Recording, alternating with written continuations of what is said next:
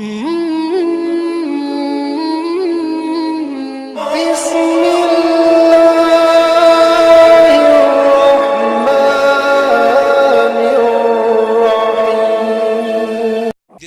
पढ़ रहे थे ना, तो बैठ के नमाज पढ़ रहे थे। सहाबा ने कहा हुजूर को कभी नमाज बैठ के पढ़ते नहीं, क्या बात है? सहाबा जमा हो गए, कहने लगे हुजूर हमारे माँ बाप कुर्बान हो जाए, आप बैठ के नमाज की अदा फरमा रहे। आपने फरमाया सहाबा बात यह है कि हुजूर ने कुर्ता शरीफ हटाया तो पेट शरीफ पे आपके पत्थर बंधा था। फरमाया बात यह है मैंने 7 दिन से कुछ खाया नहीं है, मुझसे खड़ा नहीं हुआ जाता भूख की वजह से। जिसके बस में सारी खुदाई, उसका बिस्तर एक चटाई, चांद तारों पे आसमानों पर हुक्मरानी मेरे रसूल की है, पर गरीबों की तरह दुनिया में जिंदगानी मेरे रसूल की है। आपने क्या तकलीफें उठाई, आपको क्या दर्द मिला है? यार हम तो जिस मुआशरे में रहते हैं ना, वो मुआशरा ही अजीब है। मुसलमानों आपस में दिली जुड़े हुए नहीं है यार, झगड़े किस में नहीं होते। कहते हुजूर के नाम पे एक नारा लगाते लोग, मैं अपनी जान दे दूंगा, मर जाऊंगा हुजूर के नाम पे। मैं कहता हूं यार हुजूर के नाम पे मरना नहीं, जीना सीखो। जी नहीं सकता वो, मर नहीं सकता। ये हुजूर के नाम पे जीना सीखो यार। आपस में झगड़े देखो, यही मक्का है। और हुजूर की बेटी, बड़ी बेटी का नाम है सैयदा ज़ैनब। क्या नाम है? क्या नाम है? मेरी बहनें सुने और आप भी सुने, ये जो नंद भावजों में झगड़े, ये जो दुल्हनी जिठानी में झगड़े चल रहे हैं, ये क्या कब्र में नहीं जाएंगे? कब्र में नहीं जाना? कब तक ये मुंह फेरे रहोगे एक दूसरे से यार? गलती किससे नहीं होती मुझे बताओ ना। मगर हुजूर फरमाते हैं मोमिन 3 दिन से ज्यादा नाराज, जल्दी बोलो यार, 3 दिन से ज्यादा नाराज नहीं रहता।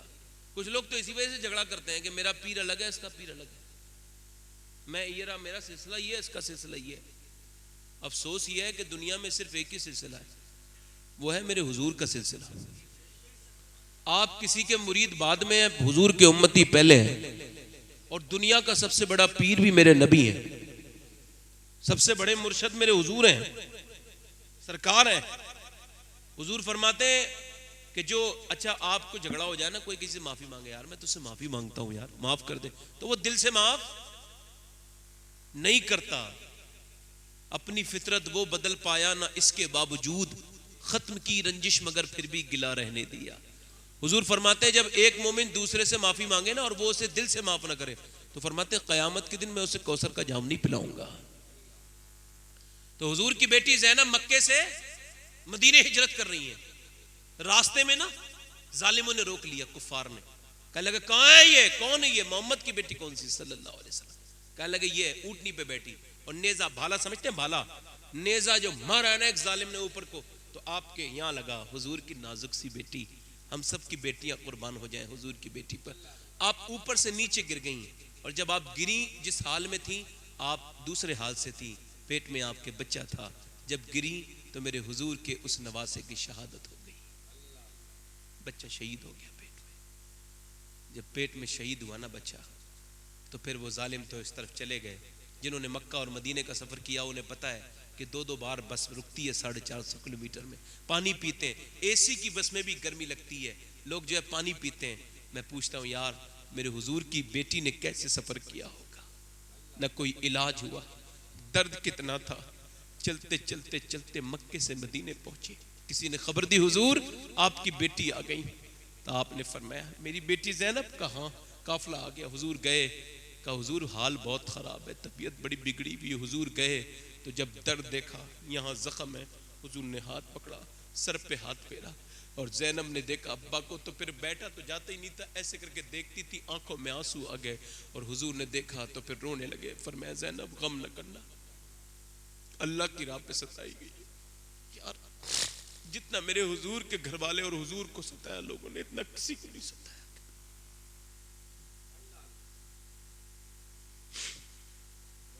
मेरे हुजूर की तरह किसी की जिंदगी नहीं है, हमने क्या तकलीफ है सही। हुजूर रोने लगे, सहाबा ने कहा हुजूर रो रहे हैं? फरमाया हाँ, ज़ैनब का चेहरा बिल्कुल अपनी माँ खतीजा की तरह है। अल्लाह, हुजूर ने सर पे हाथ रखा, वो शायद बच्चे का विसाल हो चुका था। हुजूर जो है ना वो मदीना में, सरकार मक्के को फतह कर रहे हैं, वो कूड़ा डालने वाले, वो हमला करने वाले, वो सब मौजूद हैं, वो गालियां देने वाले, वो थर थर कांप रहे हैं, इतनी बड़ी फौज के साथ आ रहे हैं। अल्लाह के रसूल अब छोड़ेंगे नहीं। मेरे हुजूर ने फरमाया, ओ लोगों डरो मत, मैं कोई तुमसे बदला लेने थोड़ी आया हूं, मैं तो तुम्हें माफ करने आया हूं। सहाबा ने कहा, हुजूर ना, ये आपके पीछे तलवार लेके दौड़ते थे रसूलुल्लाह, ये हुजूर आपके पीछे कत्ल करने को भागते थे, ये वही लोग हैं। अल्लाह के रसूल ना, इन्होंने बिलाल की चमड़ी में बुज़ भरा है, इन्होंने अम्मार के सर को दागा है, हुजूर ने, इन्होंने हमें घर से बेघर किया, हम इनसे बदला लेंगे, कब से इंतजार कर रहे थे। फरमाया नहीं, हम बदला लेने के लिए नहीं आए, हम तो माफ करने के लिए आए हैं।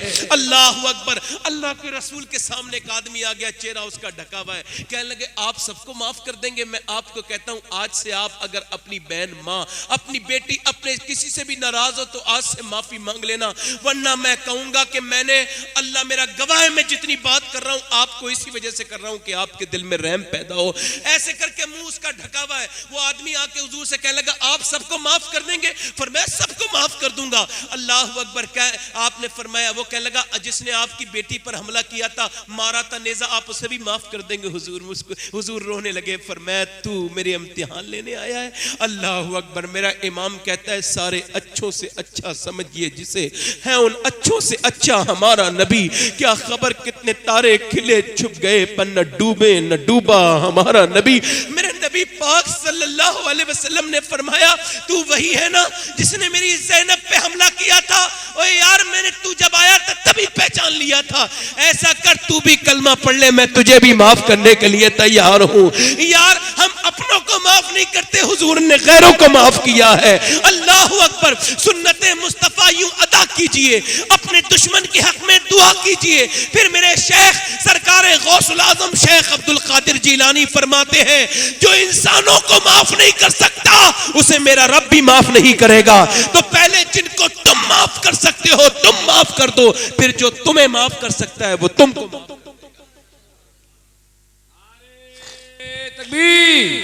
नारे रिसालत, फैज़ाने गौसे आज़म, मसलके आला हज़रत अल्लामा सैयद शबाहत मियां साहब क़िबला। दिल लग रहा आप लोगों का? नहीं लग रहा है? दिल लग रहा है? दिल लग रहा है। अच्छा, एक बार बताऊं मैं आपको, अब मालूम है नफरत आती कहां से है? ये भी सुन लो। नफरत असल में माँ बाप ही बच्चों के भरते हैं। नफरत कौन भरता है? जल्दी बोलो। बच्चा जब पैदा होता है तो वो तो बिल्कुल कोरा कागज होता है। इधर देखें क्या होता है, इधर देखें क्या होता है, कोरा कागज होता है। माँ बाप जरा सुन लें भाई, उनके लिए तकरीरें मेरी। आप मुझे बताएं कि जो माँ अपने बच्चे से, वो बड़ा हो रहा है, 5 साल का हुआ है, उससे कह रही है जरा समझदार हुआ है, ओ पड़ोस में ना जाना, हमारे झगड़ा है उनसे। उसके अंदर क्या हो रहा है? दुनिया का जितना भी बड़ा चेंजिंग है ना, देखिए मैं आपको बताऊं, ये मैं आपको सही बात बता रहा हूं, 7 साल की उम्र में इंसान मुकम्मल हो जाता है। कितने साल की उम्र में? मतलब उसकी सोच जितनी बननी होती है वो 7 साल की उम्र तक बन जाती है। और हम क्या सोच क्या देते हैं, जरा ध्यान दें, हम सोच क्या देते हैं बच्चों को? हम सोच देते हैं बच्चों को, उनसे नहीं बात नहीं करना बेटा, हाँ हमारी उनसे झगड़ा है ना। अच्छा, बच्चों को जरा देखें, जरा गौर करें, बच्चों को कैसे पालना चाहिए। मेरी बहनें भी सुने, आप भी सुने, कोई खाली औरतों का काम नहीं। मैं कहता हूं, अगर आप अभी तक नहीं बदले और बाप बन गए तो अब आप हाथ से हाथ जोड़ रहे हैं, अब बदल जाइए। क्योंकि बच्चे जो है ना, इधर देखें, बच्चे किसी की नहीं मानते और ना उन पे किसी का असर होता है। बच्चों पे जितना भी असर होता है माँ बाप का होता है ना। अच्छा, एक बार बताएं, देखें आप, हुजूर ने इमाम हसन को देखा तो इमाम हसन आए तो हुजूर ने उन्हें उठाया, तकरीर कर रहे थे हुजूर, छोड़ा मिंबर, उठाया, चूम लिया और बहुत चूमा, कई बार चूमा। फिर दूसरे दिन भी ऐसे किया तो एक सहाबी ने कहा, हुजूर मैंने तो कभी अपने बच्चे को ऐसे प्यार नहीं किया। हुजूर ने फरमाया, जो रहम नहीं करता अल्लाह उसके ऊपर रहम भी नहीं करता। अभी जो लोग अपनी बीवी के साथ रहम नहीं करते, बच्चों के साथ नहीं करते, वो तो अजीब ही लोग हैं। फिर वो तो उनकी नमाजें क्या पता कौन सी नमाजें हैं जो रहम ही पैदा नहीं कर रही। आप मेरी बात नहीं समझ रहे। आप देखें, मैं आपको थोड़ा सा हल्का सा समझाता हूं, नक्शा बताता हूं। जैसे आप मिसाल के तौर पे ये जो किबाड़ है, इस किबाड़ को देख लीजिए। ये अगर मिंबर है ना, ये मिंबर है, अगर हुजूर की मस्जिद में ये मिंबर है, ये मिंबर जहां आप बैठे हैं, तो फिर हुजूर का जो घर है, ये जहां ये लोग बैठे हैं 2-3 ऊपर, ये घर हुजूर का मान लीजिए एग्जाम्पल। तो हुजूर ने नमाज पढ़ाने ऐसे आना है, ऐसे आना है यहाँ पे, वहां से ये मस्जिद गहराई में ऐसे है, इधर देखें, मस्जिद नबी गहराई में कैसे है, ऐसे। और ये हुजूर का घर है, हुजूर को नमाज पढ़ाने कहां से आना है, हुजरे से यहाँ पे। अच्छा, हुजूर की बेटी का घर कौन सा है, ये सामने। बिल्कुल इस वक्त जो हुजूर का रोजा है ना, उसके अंदर मिंबर फातिमा है, यानी सैयदा फातिमा का आधा घर हुजूर के रोजे में। तो आप देखें, अब वो वहां से ना, हुजूर यहां नमाज पढ़ा रहे हैं, ठीक है, और वहां से वो बच्चा चला, और वो बच्चा आया और हुजूर के ऊपर बैठ गया। अब वो हुजूर को क्या करना चाहिए था, ऐसे करके गिरा देना चाहिए था, ऐसे नहीं, हुजूर ने भी नहीं गिराया। सियाबा कहते हैं हमें लगा जैसे हुजूर का विसाल तो नहीं हो गया। ऊपर को देखा तो हुसैन ऊपर बैठे हैं। सुन लीजिए, कोई मैं फजीलत वाली बात नहीं कर रहा हूं, थोड़ी अकल की बात इसमें लाइए। अब ना हुजूर ने नहीं गिराया, ठीक है। अब जरा देखें आप, अब अल्लाह ने क्या फरमाया, महबूब सजदा लंबा करो, सजदा लंबा करो, सजदा लंबा करो, महबूब सजदा लंबा कर दो। अब जरा गौर तो करें, इसका मतलब क्या है, मतलब ये मेरे महबूब आप सजदा लंबा करो ताकि लोगों को बच्चे पालना आ जाएं, बच्चे। अच्छा, हुजूर को क्या कहना चाहिए था, फातिमा तुमने रोका क्यों नहीं हुसैन को, नमाज पढ़ा रहा था वो आ गया, वहां पर नमाज पढ़ रहा था आ गया, नमाज। ए भाई सब चीजों में मजाक नहीं चाहिए, मुझसे गलती हुई है, कोई बात नहीं, मैं माफी मांग लूंगा। समझ तवज्जो है, जरा गौर करें। हुजूर को कहना चाहिए फातिमा मैं नमाज पढ़ा रहा था, बच्चा कैसे आया, है ना, यही होना चाहिए था, यही हमारा मिजाज तो यही है ना, नमाज पढ़ते में क्यों आ गया। नहीं नहीं, सैयदा फातिमा से ये नहीं कहा, और हुजूर ने फिर इमाम हुसैन को डांटा भी नहीं, डांटा भी नहीं, चूंकि प्यार जिन्हें नहीं मिलता वो प्यार नहीं दे सकते। ये जदीद तहकीक है, ये न्यू रिसर्च है, इस बात पर हुई है कि वो बच्चे जो डकैत हैं, सफाक डाकू हैं, जो क्रिमिनल हैं, वो कौन है। तो जब तहकीक हुई तो पता लगा जिन्हें बचपन में प्यार नहीं मिला, रोते रहते थे, माँ उन्हें उठाती नहीं थी, प्यार नहीं करती थी, बाप प्यार नहीं करता था, लिहाजा बच्चे बिगड़ गए, बर्बाद हो गए। और वो बच्चे जिन्हें रहम मिला ही नहीं, अब कोई उनके सामने कह रहा है डाकू साहब मुझे माफ कर दो, मुझे रहम करो, वो कहते हैं यार मुझ पे मेरे माँ बाप ने रहम नहीं किया, मैं तेरे ऊपर क्या रहम। नहीं समझे आप, नहीं समझे। 7 साल तक तो बच्चों को मारना तोड़ना बिल्कुल भी नहीं चाहिए, बच्चों को नहीं चाहिए। प्यार करो, क्या करो, जल्दी बोलो, क्या करो।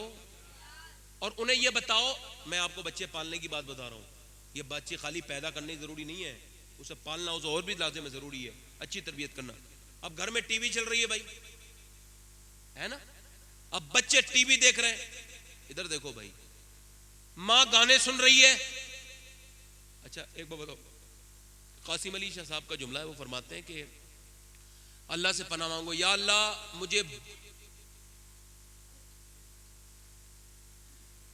देखो ऐसी तरबियत ना हो तो ऐसे नतीजे जाते हैं सामने,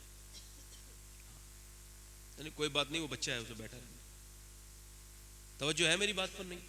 आप लोगों को जब भी काम की बात समझाओ ना, तो थोड़ा सा ये है कि इबलीस का कोई अभी कोई शक्ल सूरत थोड़ी बनी है, कैसी कैसी किसी को पता थोड़ी है, कहीं भी नाजिल हो सकता है, किसी के ऊपर भी ज़बान हो सकता है। बात जरा सुन ले मेरी ध्यान से। तो मैं क्या कर रहा था, कासिम अली शाह साहब फरमाते हैं कि बाफैज पीर के बेफैज लड़के से अल्लाह की पनाह मांगो,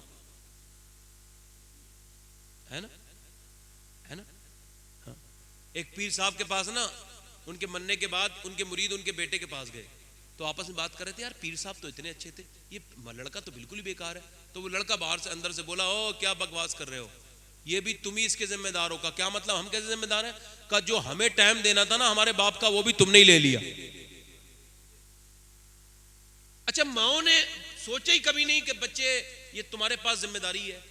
वो हैदराबाद दक्कन में तकरीर हो रही थी, एक गैर मुस्लिम थी, डीएम आईपीएस ऑफिसर, वो तकलीफ कर रही थी, कहने लगी मुसलमानों एक सवाल पूछना चाहती हूँ, ये बताओ 1400 बरस हो गए, मैं हुसैन से बड़ी श्रद्धा यकीन विश्वास रखती हूँ, हुसैन से बड़ी आस्था रखती हूँ, मगर एक सवाल ये पूछने आई हूँ, 1400 बरस हो गए, आज तक दूसरा हुसैन क्यों नहीं पैदा हुआ? कोई नहीं बोला। तो क्या हुआ? जवाब नहीं किसी के पास, दूसरा हुसैन क्यों नहीं पैदा हुआ? फिर कोई नहीं बोला। आपने तीसरी बार कहा उस औरत ने, क्या हुआ मुसलमानों, 1400 बरस हो गए, एक हुसैन है, तुम्हारे यहाँ दूसरा हुसैन क्यों नहीं पैदा हुआ? तो एक शख्स खड़ा हुआ, बूढ़ा कोई अल्लाह का वली था, कहने लगे, ओ मेरी बेटी, ये आप हमें जलील करने आई हैं, सुन, बच्चा तो पैदा हो जाता मगर दुनिया में कोई दूसरी फातिमा ही नहीं आई।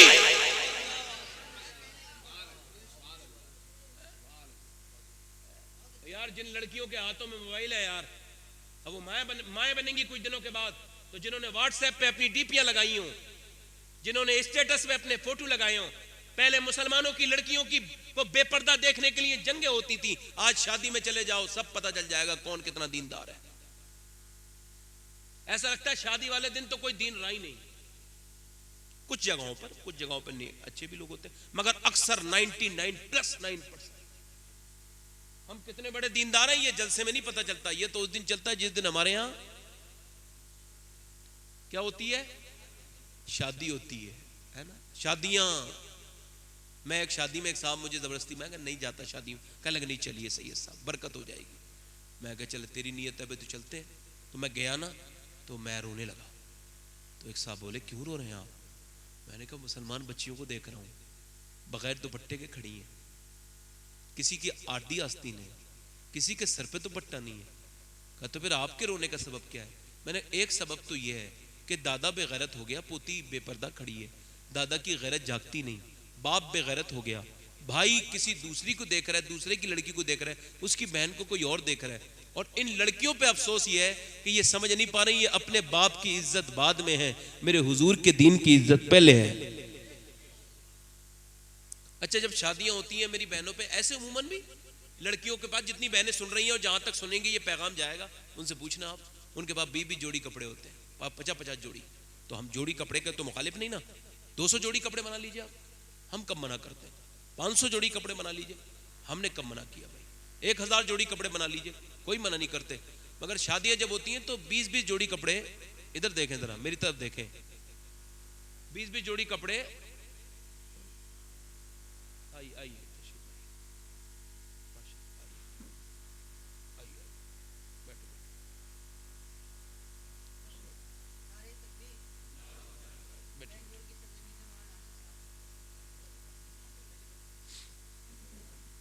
बैठे भाई, ये आपके शायर साहब आ गए, और बस मैं 2-3 मिनट और बोलता हूँ, फिर मैं ख़त्म करता हूँ। यानी समझ भी आ रही मेरी बात है ना? समझ आ रही तो ठीक। हाँ, तो हम कोई कपड़ों के मुखालिफ तो नहीं है ना, कि कपड़े आप कितने भी बना लीजिए, मगर अफसोस ये है कि इतने कपड़े बनते हैं ना शादी वाले दिन, मगर एक जोड़ी कपड़ा ऐसा नहीं बनता जिससे अल्लाह रसूल को राजी कर ले, है ना? हाँ बेटे जल्दी, मैंने पहले कहा था, पहले ही चले जाते। माशाअल्लाह, जाने दो, जल्दी जाने दो भाई। तो कौन भाई किसी को, हम तो अल्लाह का शुक्र है कि यहाँ तक जो पहुंचे ना, यहाँ तक ये जो तकरीरें जो की हैं, जो भी जो टूटा फूटा जो भी अल्लाह ने दिया है, जो भी नालायकी आपके सामने पेश कर रहे हैं, तो इस सब के लिए बड़े जलसों की झाड़ू लगाई है। खाली सुनने जाते थे, सुनने। हाँ, उस जमाने में साइकिल से जाते थे सुनने, जलसा साइकिल से जाते थे, और वो भी पूरी रात सुनते थे जलसा, बैठ के आराम से। ट्रैक्टरों में बैठ के गए हैं, समझ रहे हैं? इधर देखो, ट्रैक्टरों में बैठ के गए, डल्लबों में बैठ के गए, अपने बचपन में जलसे सुनने, है ना? यूं ना हंस के ये दर्द सुखन आया है, पांव दाबे हैं बुजुर्गों के तो फन आया है। ऐसे ही कोई कुछ नहीं बनता, बड़ी मेहनत होती है। आदमी ये खिले हुए और बड़े पेड़ को देख लेता है, उसके ऊपर जो है वो फल जब देखता है तो इंसान कहता है यार बड़े फल आ रहे हैं, वो देखता नहीं कि माली ने मेहनत कितनी की है इसके पीछे। मैं बात अपनी जो कर रहा हूं वो बस मेरी बात खत्म हो रही है, बस 10 मिनट में इंशाल्लाह गुफ्तगू खत्म करता हूं, बड़े ध्यान से सुने मेरी बात। मैं अर्ज कर रहा था आपसे, असल में मैं इतनी बार डिस्टर्ब हो गया कि इतनी बार में तो मैं तकरीबन, अच्छा एक बात और मैं बताऊं आपको, मेरे पास कोई मशीन नहीं है कि जो मैं शुरू कर दूंगा भाई, मैं अपना मेरा दिल ही तो है भाई, जब ये लगता रहेगा तो काम चलता रहेगा, और बेदिल के कभी कोई बात मैं कहता नहीं, जब तक मेरे ऊपर असर नहीं करेगी बात तो आपके ऊपर क्या असर कर लेगी भाई जब मैं खुद उससे मुतासिर नहीं हो रहा अपनी बात से तो मैं आपको क्या मुतासिर कर दूंगा, है ना। इसी वजह से वो जो सुन्नत है ना हुजूर की, वो वही है कि सहाबा ऐसे बैठते थे ऐसे कि उनके ऊपर परिंदे बैठ जाते थे, उन्हें एहसास ही नहीं होता था परिंदे को इंसान है या पत्थर है, तब कहीं जाके कुछ मिलता था।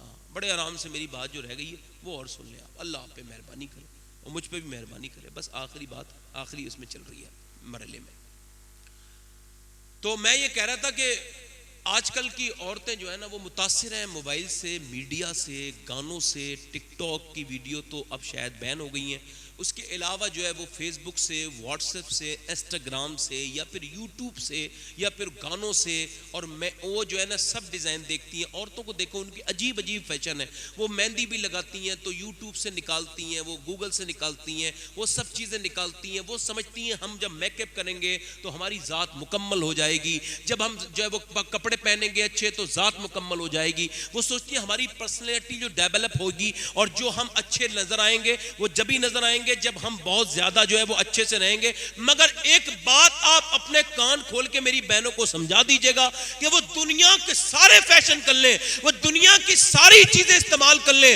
मगर उनके अंदर वो चीज पैदा हो ही नहीं सकती। उन्हें कामयाब अगर कोई कर सकता है तो वो हुजूर की बेटी का तरीका है और कोई दूसरी। उन्हें फैशन, उन्हें फिल्में, उन्हें ड्रामे, उन्हें ये सब सीरियल, देखो ना सीरियल की ऐसी दीवानी होती हैं औरतें मियां, एक लंबा सीरियल देखती देखते बर्बाद हो गई, उस सीरियल की औरत के ऊपर बर्बाद हो गई, उसके कपड़ों को देख के बर्बाद हो गई। ना सीरियल की औरत इन्हें जानती है ना ये उन्हें जानती है, मगर अजीब सी दीवानगी है कि बच्चे नस्लें जो है वो इसकी भेंट चढ़ रही हैं, नस्लें बर्बाद होती चली जा रही हैं। औरतों को देखो मियां अजीब सी हरकतों में लगी हुई हैं, मगर मियां जरा गौर तो करें आप, ये एक आज के जमाने की औरतें हैं, एक हुजूर के जमाने की औरतें थी मियां। अल्लाह के रसूल के यहाँ पे पर्दे की जब 5 हिजरी में आयत नाजिल हुई कि मुसलमान औरतें पर्दा करें, मुसलमान औरतों से कह दिया जाए ए महबूब आप अपनी औरतों से, अपनी बीबियों से, अपनी घर की अपनी बेटियों से और मुसलमान औरतों से कहें कि वो पर्दे में रहें। तो फिर मालूम है क्या हुआ, सुबह को फजर की नमाज जब हुई तो तमाम औरतें पर्दे में थी। एक रात में इतना असर हुआ, एक रात में पूरा मदीने पर्दे में, या कहा जाए पूरा इस्लाम पर्दे में। एक औरत आई, उसे पता ही नहीं चला बात क्या है, वो बेपर्दा ही आई, मतलब पर्दे में नहीं थी। तो उसने पूछा सियाबिया थी, कहा तुम सब औरतें पर्दे में क्यों? कहने लगे बात यह है कि रात अल्लाह ने हुक्म दे दिया अपने महबूब को कि मुसलमान औरतों को पर्दा कराओ। वो औरत खड़ी हो गई, कहने लगी मेरे बेटे जल्दी भाग के जा, जरा चादर ले आ। वो चादर आ गई, अब वो चादर उसने ओढ़ी, घर गई तो उसका शौहर बोला इतना तकल्लुफ करने की जरूरत क्या थी, घर आती तो पर्दा कर लेती। उसने कहा बात ये थी रब ने जब हुक्म दे दिया ना अपने महबूब को तो फिर मेरे दिल ने गवारा नहीं किया कि एक कदम भी बगैर पर्दे के बाहर निकालूं।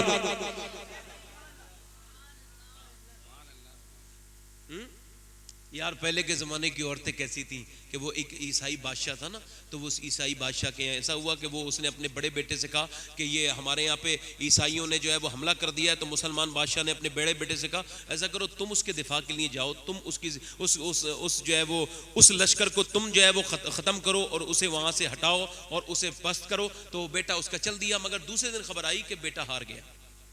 बेटा इधर देखो, 2 मिनट और बर्दाश्त करो, बेटा हार गया। अच्छा बेटा हार गया तो ए बच्चे, बेटे नहीं ना करो, बेटे ना, इधर देखें आप, बेटा। तो उसने वो रोने लगा तो बीवी बोली ऐसा हो ही नहीं सकता, और खामोश तू घर पे बैठी है, तू क्यों बोल रही है। दूसरे दिन खबर आई कि वो खबर पहली झूठी थी, आपके बेटे ने ईसाइयों के दांत खट्टे कर दिए, गाजी बन के वापस आ रहा है। तो बाप की आंखों में आंसू आ गए, बीबी के पास गया, कहा बेगम तुम्हें कैसे पता था? कहा आपने मुझे बोलने कब दिया? बात ये थी वो बेटा आपका जरूर है, मगर जब मेरे पेट में उसका वो जब मुझे उम्मीद हुई तो फिर मैंने जो है ना, मुझे मेरे पैर सूजने लगे, सर में दर्द आने लगता, तो उल्टी आती थी, फिर मैं सजदे में जाने लगी और फिर मैं रो के कहती थी मेरे मालिक ये दर्द सब गवारा गवारा करती हूँ तेरे हुक्म पर, मगर एक ही कर्म करना, जब ये मेरा बच्चा पैदा हो तो फिर ये नेक हो। और औरत जब इस हमल वाली पोजीशन में होती है ना, वो जो दुआ मांगती है अल्लाह कबूल करता है, क्योंकि वो दर्द में होती है। और असल में अल्लाह की रहमत दर्द वालों के साथ होती है। तो आजकल को औरतें क्या करती हैं, वो बच्चा शिकम में होता है तो वो फिर दुनिया की बातें करने लगती हैं, या गाने सुनती हैं, या फिर घटिया बातें करती हैं, गीबत करती हैं, बच्चे पे असर होने लगता है वहीं से। वो कहती है जब बच्चा मेरा पैदा हुआ ना बादशाह, तो बात ये थी, फिर मैंने जब भी वो प्यासा भूखा होता था तो मैं पहले वुजू करती थी 2 रकत नमाज, फिर नमाज पढ़ के उसके बाद फिर मैं जो है वो वुजू करके फिर जो उसे दूध पिलाती थी। और जब बच्चा बड़ा हो गया तो मैं दुआ करती, मौला मैंने पालने का हक अदा करने की कोशिश की, अब अपने कर्म से तू ऐसा करना कि मेरा बच्चा जो है ना वो कहीं से मैदान से भागे ना, या तो गाजी बन के लौटे या शहीद होकर उसकी लाश आए, मैं इस पे फक्र करूंगी। वो कहती है मुझे अल्लाह की रहमत पे भरोसा है कि मां की दुआ मांगी हुई कभी रद्द नहीं हो सकती। मां की दुआ मांगी हुई कभी रद्द, जल्दी बोलो, रद्द नहीं हो सकती। मैंने आपसे क्या कहा था, शादियां होती हैं, एक बात सुन लीजिए, अब चूंकि कॉन्वेंट स्कूल हो रहा है, बच्ची लड़कियां अब अंग्रेजी लिबास पहन रही हैं, 5 साल की 6 साल की। अच्छा आप, मैं आपको बताऊं, बच्चियों को आपको अजीब लगेगा पर्दा, मेरी बहनें सुन लें, अगर आप 10 साल की उम्र में पर्दा कराएंगी अजीब लगेगा उसे, मगर वही पर्दा अगर आप 3-4 साल की उम्र से शुरू करवा देंगी ना, सिर्फ सर पे बचपन में ही 5 साल की उम्र से अगर आप सर पे दुपट्टा रखना शुरू कर देंगी ना, तो फिर पहले उसे सर पे दुपट्टा रखना अजीब लगता था, अब उसके सर नंगा करना अजीब लगेगा। क्या बात की मैंने? अच्छा वो होता क्या बचपन में, वो करती क्या है औरतें, उनके साथ मसला क्या होता है ये सुन लीजिए आप। मसला ये होता है कि लड़कियां नाच रही होती हैं, छोटी छोटी स्कूल के से आके नाच रही होती हैं, मोबाइल में देख के वो नाच रही हैं, गंदी वो जो है वो फिल्म देख रही हैं, घटिया सीरियल देख रही हैं, साथ में माँ के लिए। माँ समझ ही नहीं रही कि मैं इस लड़की की जिंदगी बर्बाद कर रही हूँ, जिंदगी बर्बाद कर रही हूँ। एक आपकी और हमारी बच्ची है, एक यार हुजूर की नवासी है, और उम्र है 6 साल। कितने साल? नाम है सैयदा ज़ैनब, और कुरान पढ़ रही है। क्या पढ़ रही है? कुरान वो पढ़ रही है जिसके नाना पे कुरान नाजिल हुआ है। कुरान वो पढ़ रही है जिसका बाप कुरान का सबसे बड़ा आलिम है।